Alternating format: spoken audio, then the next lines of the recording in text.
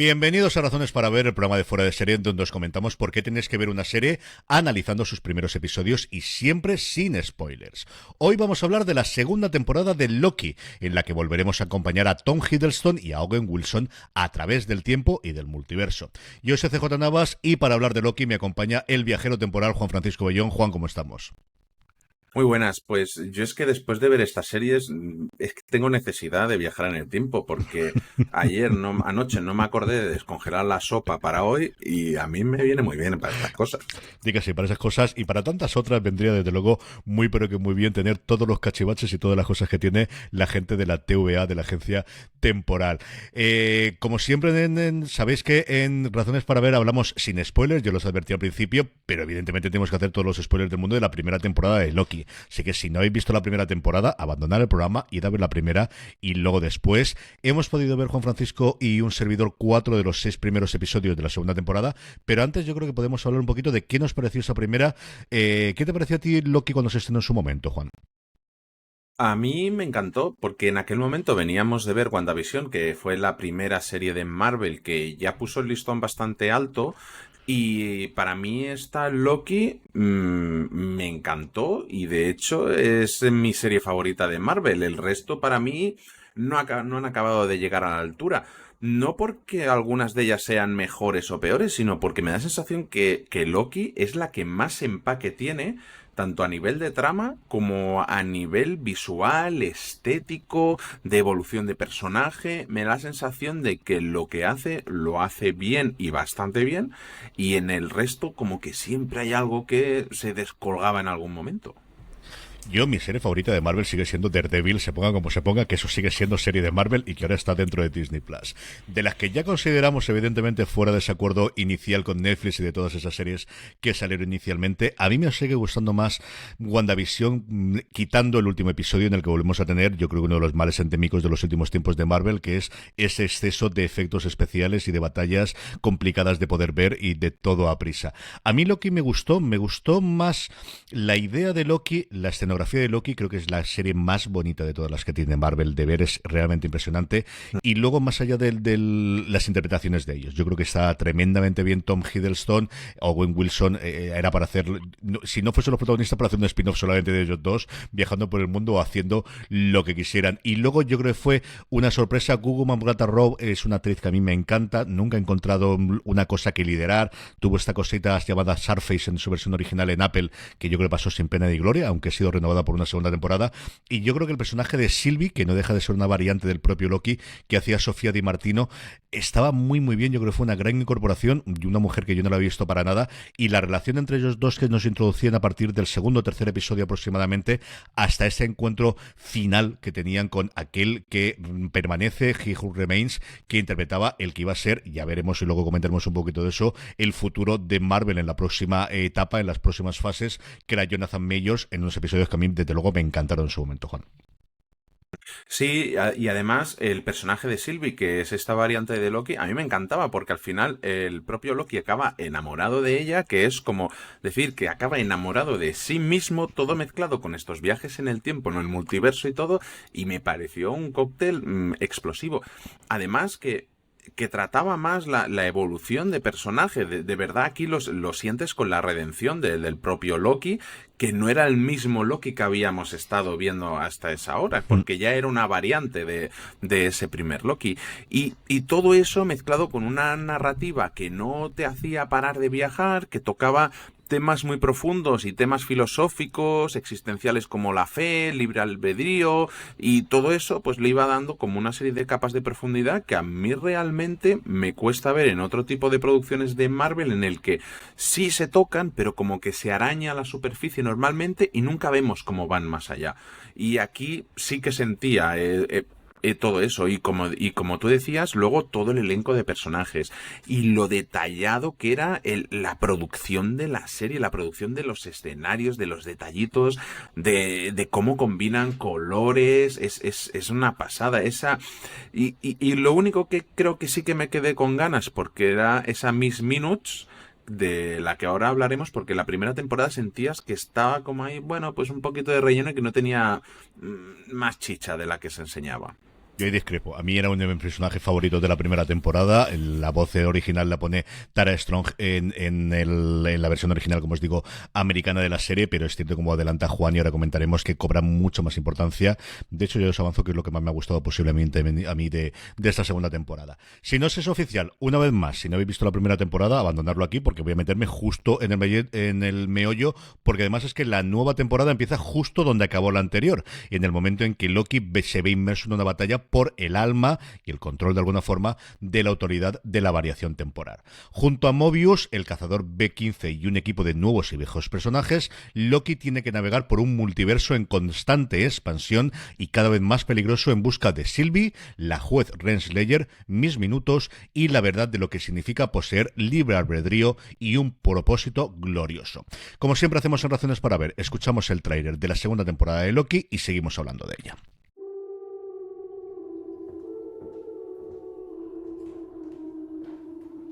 ¿Ove? ¿Hola?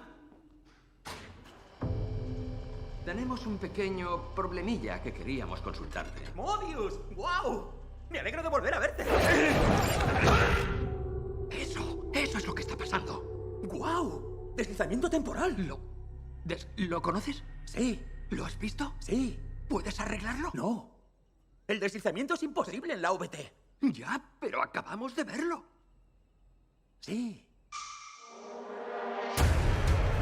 Me he visto arrastrado por el tiempo. Entre el pasado y el presente. ¿Hola? Si lo que vi es verdad, no hay nada que se interponga entre este mundo y la destrucción total. Solo hay una forma de averiguarlo. El típico trabajo de campo de toda la vida. Mira, tenemos estilos distintos. Tú eres un hombre de acción, que está muy bien. Yo tengo un enfoque más lento, deliberado y cerebral. Está muy rica.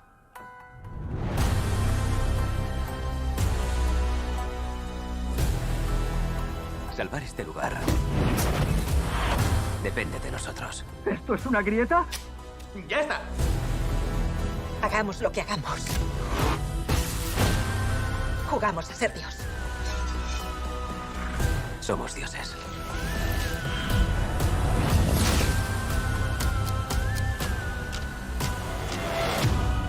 Pero ¿cómo eliges quién vive y quién muere? Tomen esa difícil decisión. Es él. ¡Echad a correr! La guerra está cerca. Venga, tú eres el dios del engaño.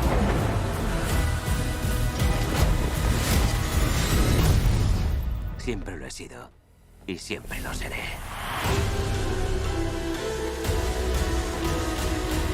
Un poquito excesivo, ¿no crees? Estamos ya de vuelta, Juan, como he comentado previamente, hemos podido ver 4 de los 6 episodios que vuelve a tener esta segunda temporada de Loki. ¿Qué esperabas de ella antes de poder ver estos 4 episodios? Pues yo tenía ganas de ver a Marvel resarcirse un poco de lo que han sido las críticas de las últimas series, porque, jolín, Secret Invasion, Invasión Secreta, cuando nos llegó, que nos llegaron un par de episodios que prometía mucho, y luego cuando vimos el resto, ¡ah!, ahí se rompió. Aquí hemos podido ver 4 de los 6 y, ostras, yo me esperaba un poco de continuidad de la primera temporada, pero creo que va más allá. Creo que la primera temporada buscaba más la gracieta, más momentos de hacer referencia para los fans, y aquí creo que se toma más en serio la serie. Y creo que encontramos, como decía lo primero, un producto con más empaque todavía, que lo que hacía bien la primera lo hace mejor en esta.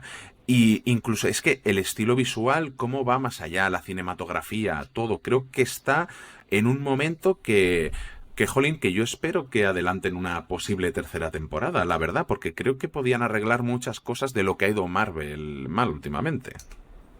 Yo coincido contigo que yo creo que la esperanza, junto con ver qué ocurre con Marvels, con la nueva película que tienen que estrenar La Casa de las Ideas dentro de nada, de cuestión de un mesecito, después de especialmente ese fracaso, yo creo que especialmente de crítica, y tampoco parece que haya hecho grandes números, de Invasión Secreta, en el que había muchas esperanzas por la gente que aparecía, por la vuelta de personajes clásicos que hemos visto en la saga de los Vengadores, incluido Nick Furia, a lo largo de todo ella, y que yo creo que ha tenido, como digo, peores críticas que Falcon y el Soldado de Invierno, o que Halcón y el Soldado Soldado de Invierno, yo creo que también porque era inicial y se le notaban mucho las costuras, pero en estos 2 años que yo creo que Marvel no acaba de encontrar ni en películas ni en series el funcionamiento, y además siendo lo único que se va a acabar de estrenar en este 2023, porque todo el resto de las series que tenía en proyección, ese eco, recordar, spin-off precisamente de una de las series que a mí no me acabaron de desagradar, yo creo que me gustó, estaría posiblemente en el escalón justo después, que fue Ojo de Halcón, que fue Hawkeye, y que hacían spin-off, pero del cual, como os digo, se iba a estrenar toda de golpe, que fue una noticia bastante rara en su momento,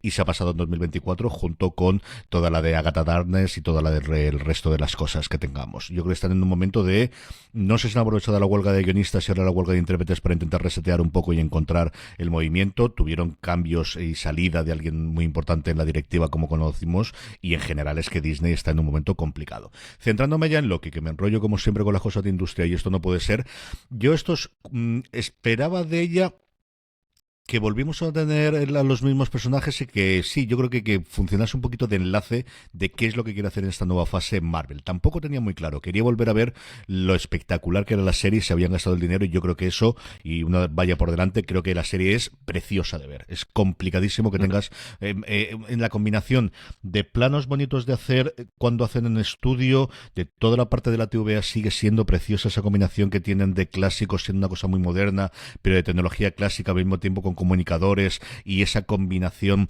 nuevamente de las pantallas con gráficos como si fuesen de los 80, a mí es una estética que me fascina.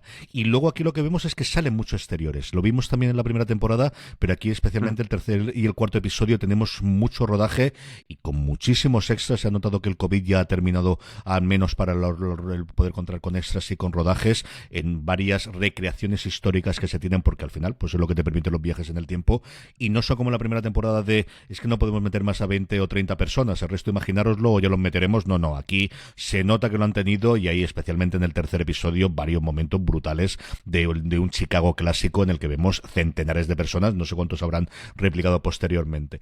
Luego yo creo que en general la serie, a mí los 2 primeros episodios me han dejado tremendamente confusos de qué intentaban hacer. Es decir, estaba suspendes la incredulidad y vas tirando para adelante, pero si te tuviese que explicar todo el razonamiento que hacen de lo que ocurre en el primer episodio que hay, sería absoluta y totalmente incapaz. Me ha gustado mucho más el tercer y el cuarto episodio, que se queda en un momento muy interesante de cara a los 2 últimos episodios de la serie, más que los 2 primeros, que son más de reseteo, de funcionamiento, y luego en general los personajes, yo creo que Sylvie pierde mucha fuerza con respecto a la primera temporada. Yo la veo mucho más como la teníamos en la primera temporada y tuvo tanta importancia, no podemos desecharla ahora, y la vamos a utilizar mucho más para presentar situaciones o para enfrentarse de alguna forma a Loki, pero no es la Sylvie que yo recordaba en la primera temporada.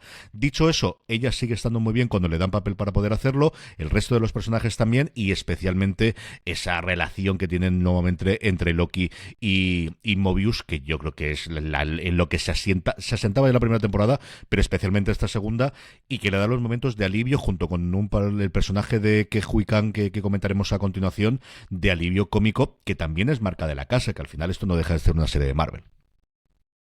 Sí, lo que comentabas de Sylvie, yo lo puedo entender porque ella hasta ahora, en otro momento, después de haber salvado el universo, que es lo que ella pensaba que estaba haciendo al final de la primera temporada, acabando con el personaje de Jonathan Majors. Y aquí pues ella está en otra fase, ella ya ha acabado su lucha y lo único que quiere es un poco de paz, y por eso quizás está un poco desubicada, pero no dudo que seguramente cobre fuerza de cara a los 2 últimos episodios, que por cierto, menudo cliffhanger el último episodio. Es que tengo una ganas de que pase un mes ya para poder ver cómo sigue esto, porque te dejan ahí arribísima, pero vamos, y totalmente descolocado. Como decías, a mí sí que me ha gustado mucho los 2 primeros episodios. Creo que hay mucha chicha sobre todo el tema del multiverso, sobre las líneas temporales y todo esto, que me encanta. Y me encanta ese diseño de producción cuando ves ese traje con el que salen al exterior, que normalmente en cualquier película, cualquier serie, tendrías un tubito que te llega el oxígeno. No, aquí es más grande el tubo que te trae el oxígeno que tú mismo. Es espectacular, y cómo funciona y cómo encaja bien en todo lo que estamos viendo a nivel estético. Y luego, lo que me gusta cuando veo Loki es que siento que esto sí tiene importancia y que es trascendente con el universo Marvel. Lo que pasaba con las películas antes de Endgame, que fue el último gran evento que tuvimos de Marvel, pues me da la sensación que cada vez que veo Loki es trascendente y para todo el universo Marvel. Creo que cuando acabó la primera temporada empezamos a ver el resto de películas y de series y parecía que lo que había sucedido en Loki no había sucedido. Que ni siquiera en aquella Spider-Man que vimos el multiverso y los Spider-Man de otros universos llegara al propio, pero como que parecía que lo de Loki no había tenido ninguna trascendencia y era como el evento más importante de lo que estaba causando todo alrededor.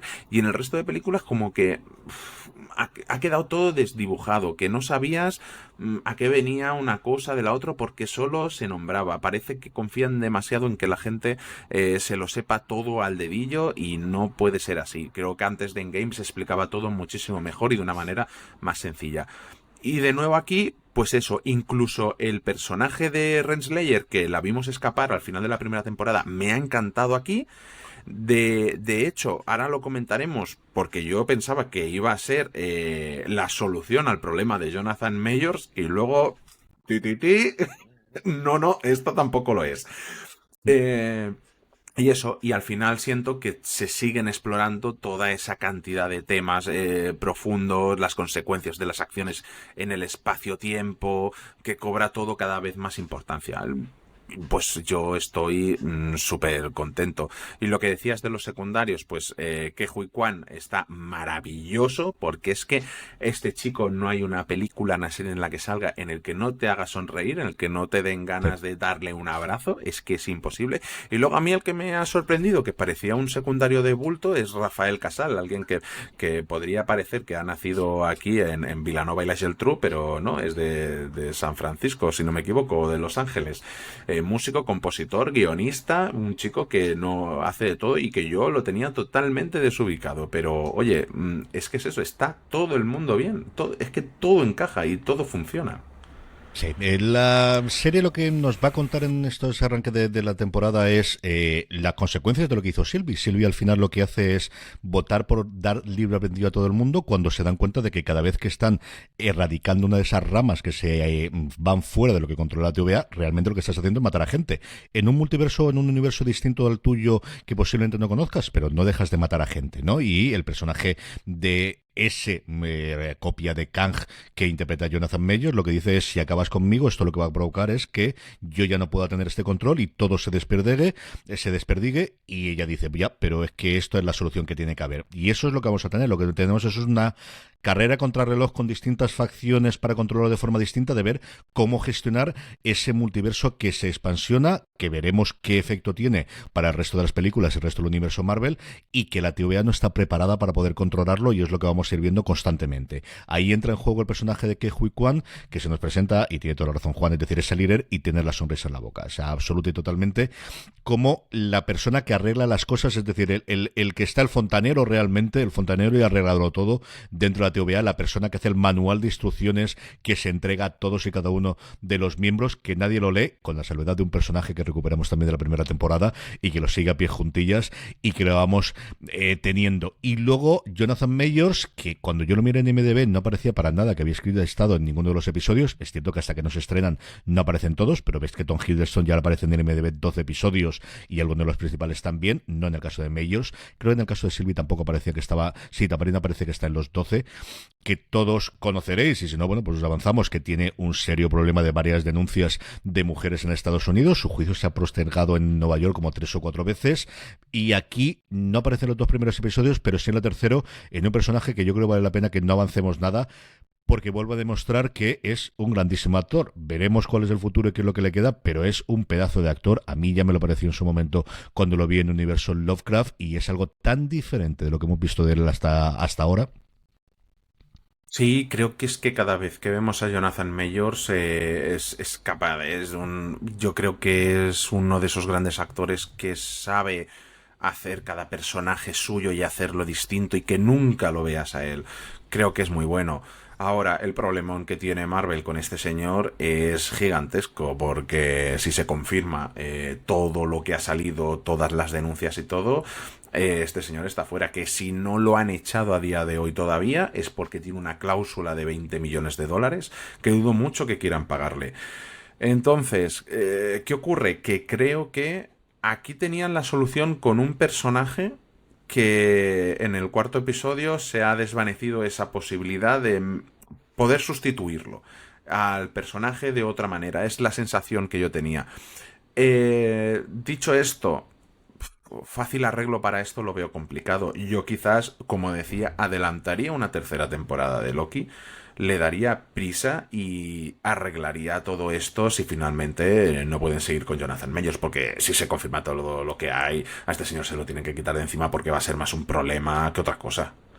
No, en el momento que tenga una sentencia en contra, yo creo que la cláusula que decías tú inicialmente, es decir, todas estas tienen cláusulas siempre éticas y por esa parte, la parte económica no hay. El problema que tiene es que al final todo giraba en las próximas fases alrededor de él hasta el punto de que apareciese el nombre de su personaje Kang en los títulos de las películas que estaban entonces proyectadas. Como os digo, casi 150 días la huelga de guionistas y 80 que llevamos de intérpretes, no sé cuánto tiempo le ha dado tiempo a Kevin Feige y compañía para volver a darle vuelta. Será una entrevista que no me ha dado tiempo a leer porque le he leído 5 minutos antes de que empezamos a grabar del showrunner de la segunda temporada diciendo que esto estaba planificado desde hace muchísimo tiempo, que la habían empezado a escribir justo al final de la primera, que evidentemente se rodó todo antes de la huelga, sí, yo creo que antes de que saliesen las primeras denuncias, y que es el primer proyecto de Marvel que no ha tenido reshoots, que no se ha vuelto a grabar a posteriori. Yo creo que sería muy complicado sacar su personaje tal y como lo tenían, y no quiero, sobre todo porque había la huelga en medio, es que si querías cumplir la fecha era totalmente imposible, pero que lo tenían todo claro desde antes. No sé cómo acabará la cosa, pero como dices tú, buena pinta inicial desde luego no tenía, pero el juicio, como os digo, se ha postergado ya como 3 veces, creo recordar, en Nueva York. Juan, como siempre, ¿a quién, si quieres hablamos un poquito de Marvel primero, pero luego en general, ¿a quién crees que podemos recomendar Loki para que la vea? Primero a todos los fans de Marvel, eso por supuesto, pero sobre todo a esos fans que llevan una temporada decaídos, de que cada vez que ven un tráiler y los efectos digitales ya no de esto y se están quejando y que nada acaba de encontrar su sitio, que se notan los reshoots, que se nota todo, que la vea, porque es que creo que aquí, como decía, es una serie que tiene empaque, que tiene alma, que es vistosa, que todo el mundo está bien, que todo el mundo está remando a favor y se nota. Cuando algo está hecho con cariño y está bien hecho, está cuidado, es detallista, todos estos proyectos siempre funcionan. Y creo que Marvel se la jugaba con este proyecto sobre todo para seguir dándole validez a las series y creo que puede ser un punto de inflexión para volver a ver la mejor Marvel y con la que disfrutábamos todos, la verdad. Y además se la recomendaría pues a todo aquel que le guste la ciencia ficción, los viajes en el tiempo. Creo que no hace falta que se haya visto nada más, que es una serie que puede funcionar con la primera y la segunda temporada.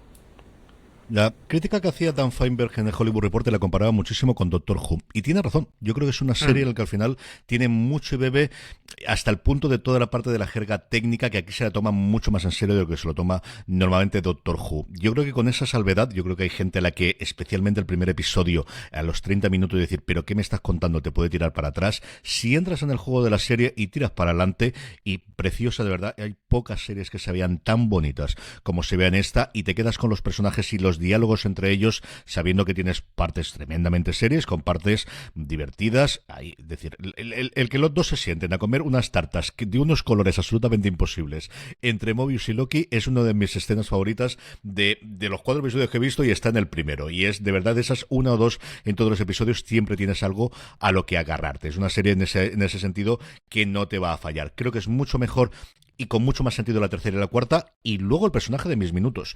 De verdad, Miss Minutes yo creo que es la que tiene el arco más claro y el más sentido de personaje, en el que conocemos mucho más, porque Loki lo conoces, sí, es muy distinto del que vimos en las películas de Marvel, ya sabemos por qué lo es, pero tenía mucha más agencia, que dicen los americanos, de está haciendo cosas aquí, no van a estar siempre reaccionando.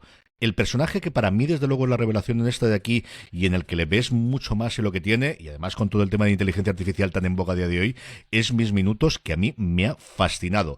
Ya lo era, desde luego, como imagen. Hay 2 o 3 cambios que tiene de tamaño por un lado y de color, pasando al blanco y negro y de cosas distintas, y que se revela un poco el origen, que ya conocíamos algo por el final de la primera temporada, pero para mí es mi personaje favorito. Es que me ha encantado me ha ocurrido muchísimo un personaje que sale en un par de temporadas de Lower Decks, que es una especie también de inteligencia artificial y de robotito independiente. Me ha encantado, Juan. Sí, sí, al final creo que se roba un poco el show y yo creo que no nos lo veíamos venir la importancia que cobra No. en esta serie. Es un personaje fantástico, que encaja, buah, es que disfrutas viéndole hacer cosas, la verdad. Es que me está costando no explicar nada y no podemos soltar ni un spoiler, pero ni uno, que la carta de embargo es muy larga. Sí, sí que lo es. Pues esto es lo que nos ha dado razones para ver de la segunda temporada de Loki, y esperamos más cosas de Marvel. Tenemos, como os digo, muchas cosas para el 2024, que tiene que ser el año que esta gente vuelva a trabajar en serio, ¿no, Juan? Sí, sobre todo Daredevil. Es que creo que es el proyecto más grande que tienen, porque de hecho va a ser una serie muy larga, mucho más de lo que nos tienen acostumbrados. Tenemos por ahí también a Agatha Harkness, un personaje fantástico que estamos deseando ver desde WandaVision. Y luego Echo, si no me equivoco, que Echo, es otra como comentaba serie. yo antes, que nadie tiene ninguna esperanza con ella, igual es la tapada. Yo tampoco esperé mucho por ella, pero podría ser. Yo me imagino un libro de Boba Fett. Va a salir Echo poco y mucho Daredevil. Yo creo que sí. En fin, el caso es que estaremos aquí para comentarla y para hablarla. Vamos a intentar hacer análisis episodio por episodio. No os lo puedo garantizar porque está la cosa complicada, pero si es así, permanecer muy atentos a fueradeseries.com, igual que lo estamos haciendo, que terminaremos esta semana mismo con Ahsoka. Recordar que grabaremos, si no pasa nada, este jueves a partir de las 9 de la noche, hora peninsular española, y si podemos pasaremos para analizar los 6 episodios de Loki en Universo Marvel, que lo tenemos un poquito abandonado y ahora quizás es el momento, pero como os digo, permanecer atentos a las redes de fuera de series, que ahí os lo anunciaremos. Pasaros como siempre por fueradeseries.com y por nuestra tienda, la tienda Fuera de Series. Ya sabéis que está en fueradeseries.com/tienda, donde tenemos un montón de colecciones que podéis ver, y algún producto como el que llevo yo aquí que me podéis ver en el vídeo, aquellos que me veis en el vídeo, que dentro de poco tendremos disponibles, como son esta gorra que tengo, porque me ha dicho mi hermano que tengo que ir a probándola y a ver que si da de sí o deja de ir. Así que dentro de poco la tendréis en la tienda Fuera de Series. Don Juan Francisco Bellón, un abrazo muy fuerte y hasta el próximo programa. Un abrazo enorme. Nos vemos en el multiverso de Marvel. Y a todos vosotros, querido audiencia, mucho más contenido, como os decía, en fueradeseries.com. Gracias por escucharnos y recordad, tened muchísimo cuidado y fuera.